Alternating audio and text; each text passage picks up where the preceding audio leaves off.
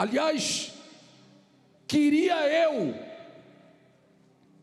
que o país inteiro desse ouvidos, como um certo país, há alguns milhares de anos atrás, deu ouvidos à palavra de um profeta chamado José, que no uso de sua atribuição de profeta, virou-se para Faraó e disse para ele: faça isso. E todo mundo acatou a palavra de José. Todo mundo deu ouvidos à palavra de José. Desde o faraó, desde o maioral, o chefe do estado, até o último dos homens do menor da tribo do Egito, todo mundo acatou a ordem do rei, porque foi uma ordem. Hoje é uma recomendação, mas na época de José era uma ordem que, quando colocada em prática, surtia efeito. E o dízimo, na verdade, para quem é da fé, é uma ordem também. Para mim é uma ordem. Na época de José, o faraó fez um decreto que abençoou a nação, que abençoou o país. Já pensou se o presidente da república fizesse um decreto, como em alguns países, e determinasse que todo mundo ia ser dizimista? Já pensou? Glória a Deus que não era você que ia tomar as facadas depois lá, né? Era ele, né? Glória a Deus para a gente, né, irmã? Para a gente é glória a Deus mesmo, porque nós recebemos isso como uma dádiva, um presente de Deus, uma honra. É uma honra ser um dizimista da casa de Deus, e dobrado é uma honra dupla, porque eu vou devolver e vou ofertar. Quem inventou isso aí, bispo? Foi a Igreja Mundial? Queria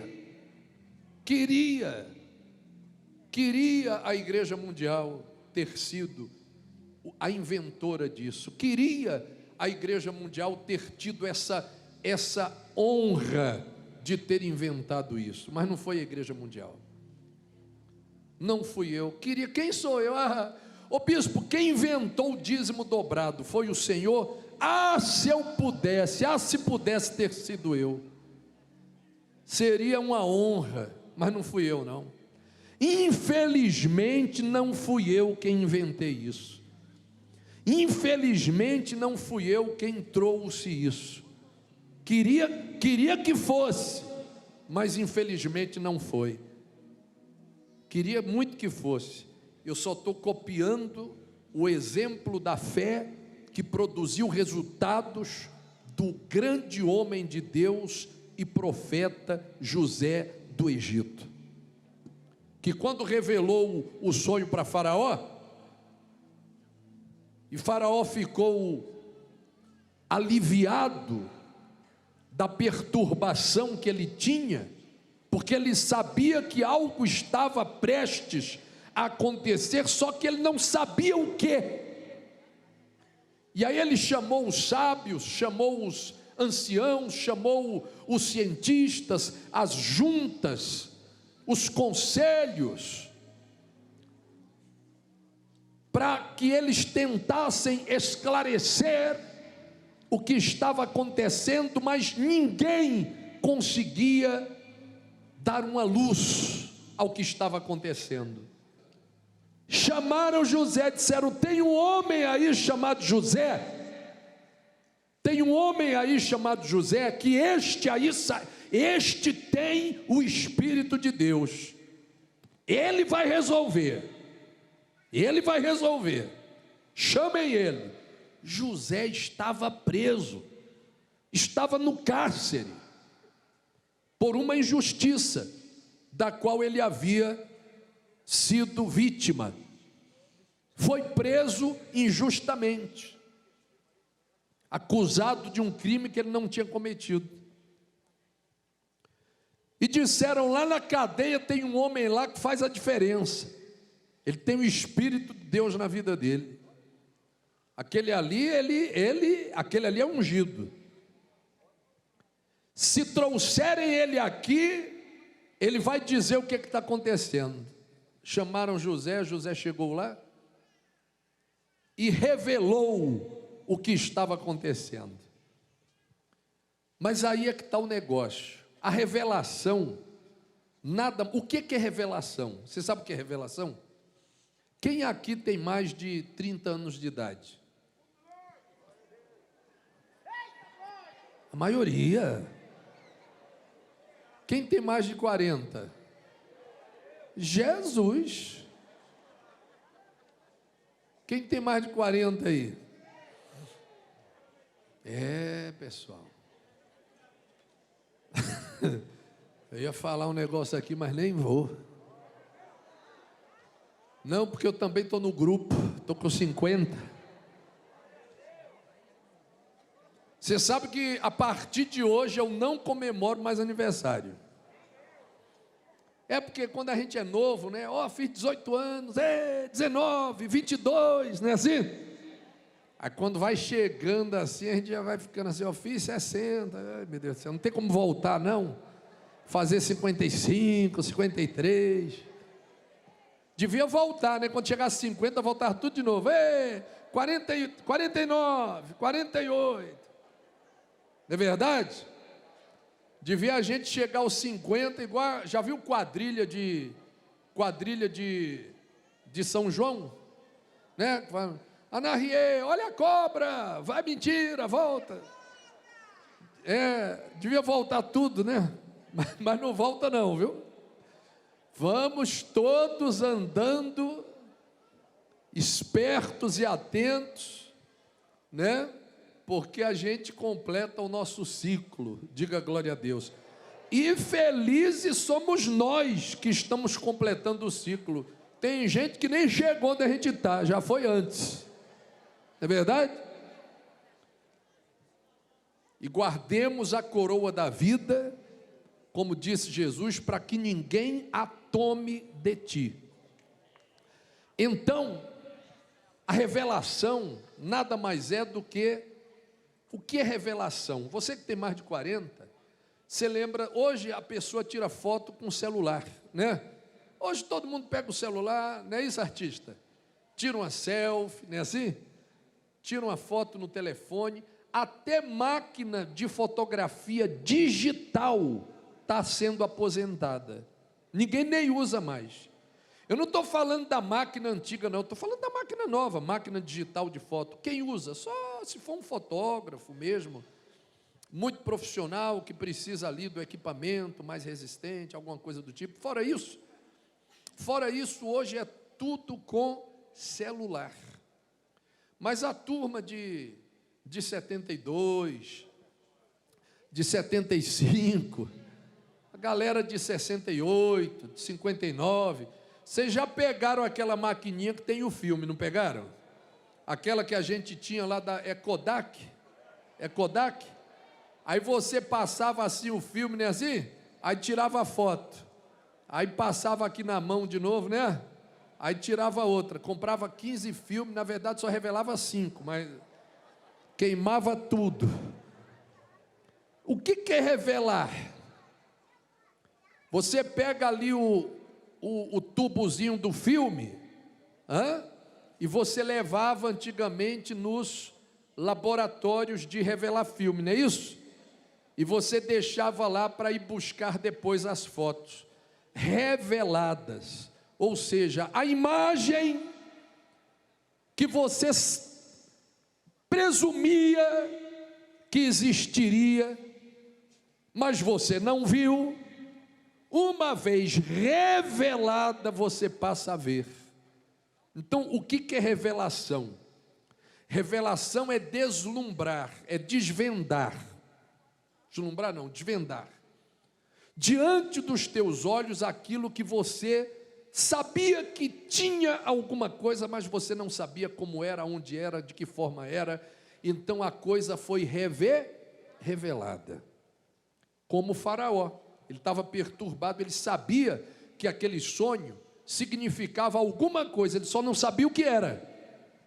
Então veio José e revelou, ou seja, mostrou aquilo que estava em oculto aos olhos de todos. E ele disse: estas 7 vacas que sobem da terra do Egito, gordas, são 7 anos de fartura. E as 7 vacas magras que sobem na sequência e devoram as vacas gordas, são 7 anos de escassez, de miséria, de pandemia, de peste, de praga, de crise, de recessão, de miséria, de fome, que vão acabar e vão destruir toda a terra. É a mesma coisa as 7 espigas, é só para reforçar que o negócio vai acontecer mesmo. Como disse José na revelação, que a coisa é estabelecida por Deus, que não tem choro nem vela, não tem como não acontecer. Por isso a repetição. E pronto. Aquilo ali foi o quê? A revelação. Mas revelação por si não vai resolver a vida de ninguém. Não resolve nada. O que resolve não é a revelação mostra, é como a palavra de Deus, Salmo 119, lâmpada para os meus pés é a tua palavra e luz para os meus caminhos. A palavra de Deus é lâmpada e luz. Para que serve a lâmpada e a luz? Para que serve? Olha aqui, está cheio de lâmpadas aqui na cidade mundial, cheia de luz. Para que serve essa luz? Para a gente fazer o culto, não é isso? Olha lá, o tanto de lâmpada que tem na cidade mundial, olha o tanto de luz. Inclusive, meu filho, por falar nisso, vamos apagar metade aí, né? Economizar um pouco, não deixa aí, tá bom. Não que não é você que paga, né? 350 mil de energia por mês aqui, mas tudo bem. Mas pior que paga, quem paga é você, que se não for você, quem é que paga? Você acha que é o governo que paga? Quem paga é a gente mesmo. Para que serve a luz? Para fazer o culto. Do que adianta acender a luz, ligar o som, e não houver quem pregue? Não houver quem pregue. Vai adiantar alguma coisa a luz? Não vai. A luz por si só, o microfone por si só ligado, não vai resolver a vida de ninguém. Tem que haver ali a palavra, a profecia em cima do altar, a pregação, a oração, a intercessão, a palavra de Deus. Aí as coisas vão começar a acontecer. Mas sem luz, a gente não poderia estar fazendo esse culto, poderia? Não. Já pensou se eu desligar o microfone? Alguém vai... Consegue, não é verdade? Deixa a câmera em mim aqui para o povo ver o que aconteceu. Estou aqui fazendo a reunião, aí eu vou...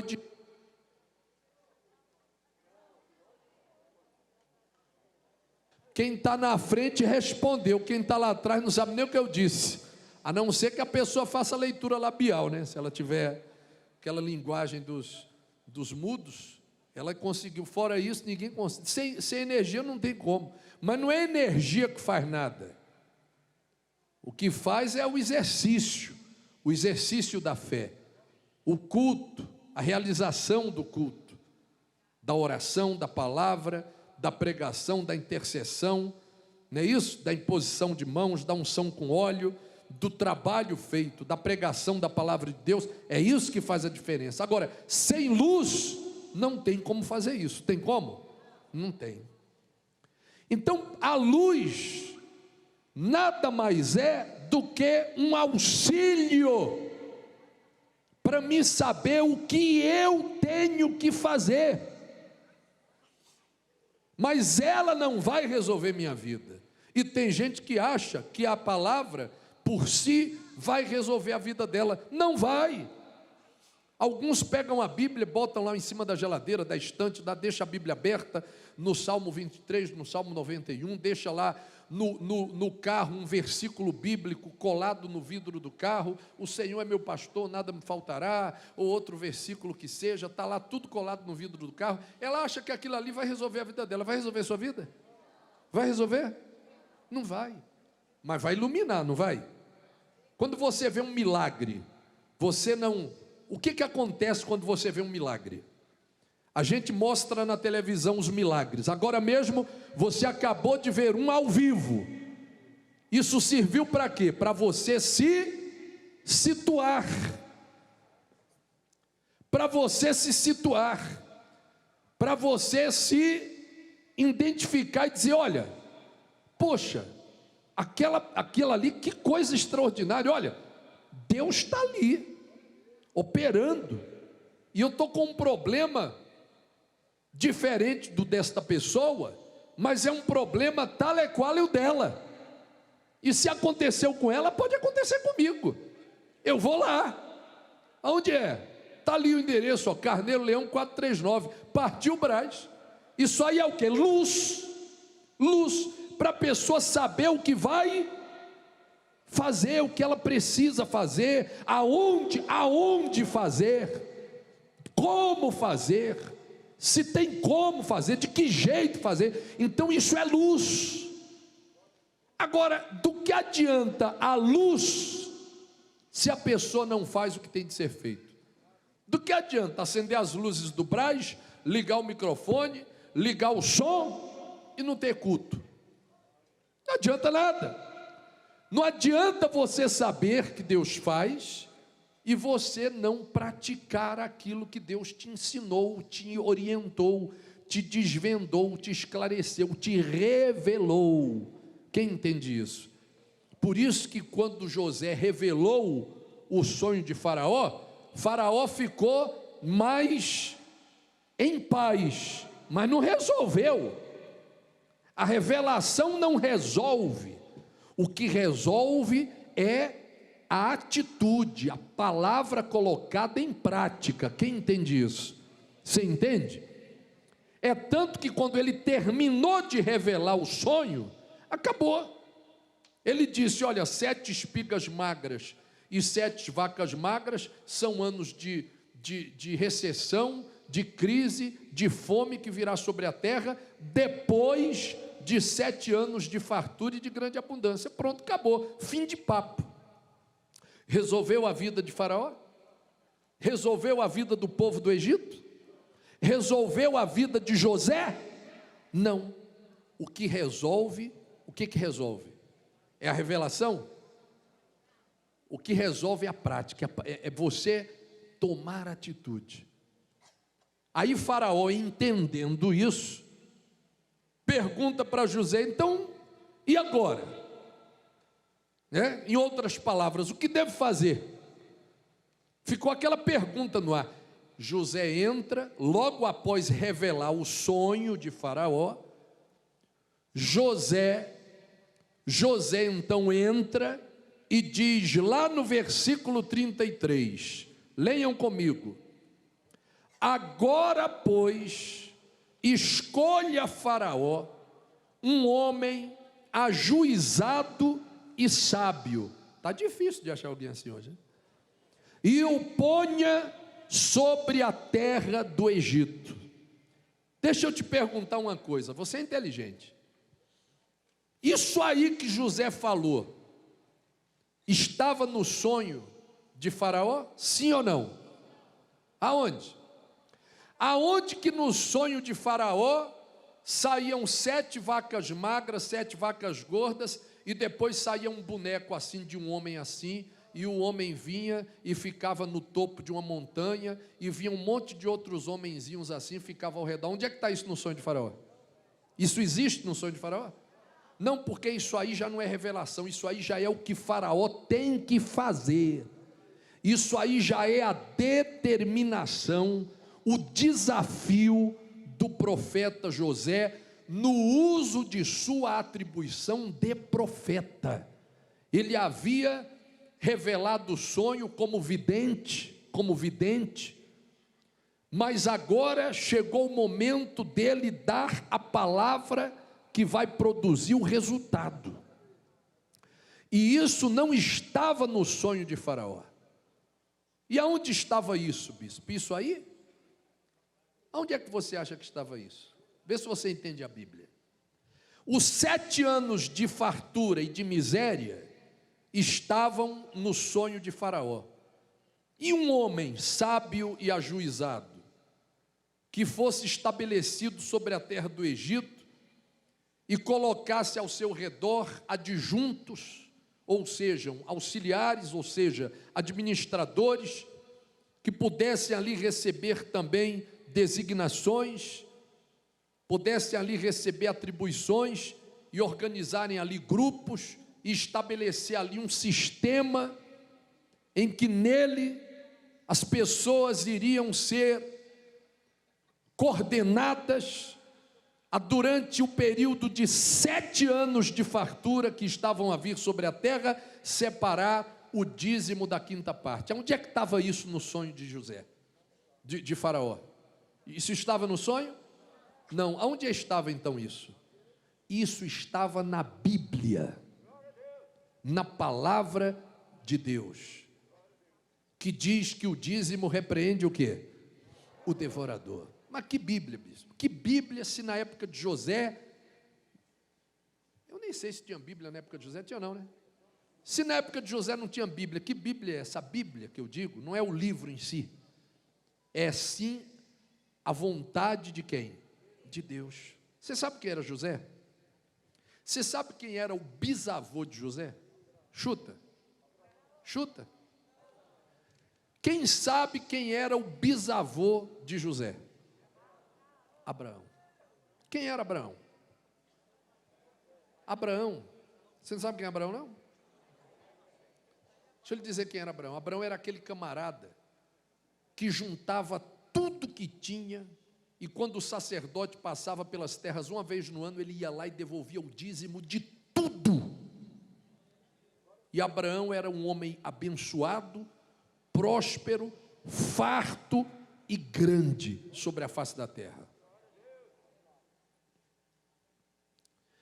Jacó, Isaac já aprendeu isso desde cedo e colocou em prática. Jacó aprendeu depois. Ainda quebrou muito a cara antes de se tornar um dizimista, mas aprendeu depois. O filho, o neto. E José, que era bisneto de Abraão, também já sabia muito bem o que era ser o quê? Um dizimista. E José sabia que para repreender aquela praga que viria sobre a terra, ele teria que fazer como fazia o seu bisavô, o seu avô e o seu pai. E ele orientou Faraó a devolver o dízimo, mas não o dízimo normal, o dízimo da 5ª parte durante aquele período de 7 anos. Era a única coisa que ia repreender o devorador de atacar o Egito, o país do Egito. E aliás, o Egito não só não foi atacado, mas ainda matou a fome de todos os outros povos que vinham ao Egito correndo, pedindo socorro atrás de comida e de alimento. E se não fosse o Egito, o povo inteiro tinha morrido de fome. Mas isso estava no sonho de José? De Faraó? Não, isso estava na palavra de José. E ele disse: faça isso, Faraó, faça isso. E Faraó fez. Você já pensou se houvesse um decreto presidencial, dizendo: faça isso, a partir de hoje, todos os brasileiros serão dizimistas, escolha a igreja que você quiser, mas devolva o dízimo. Já pensou se fosse um decreto, hein? Quem ia ficar feliz? Eu já sou mesmo, não precisa de decreto não, mas tem muita gente aí que no início ia encrencar. Por que eu digo no início? Porque depois ia ver o resultado.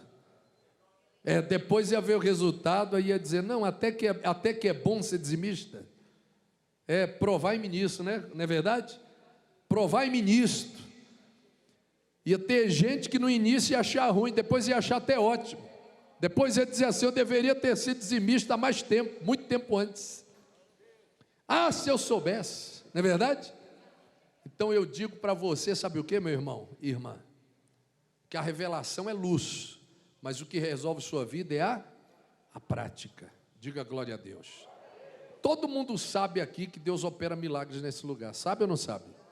Mas você veio. Saber todo mundo sabe, agora buscar, quem veio buscar foi você. E você recebeu de Deus aqui hoje isso.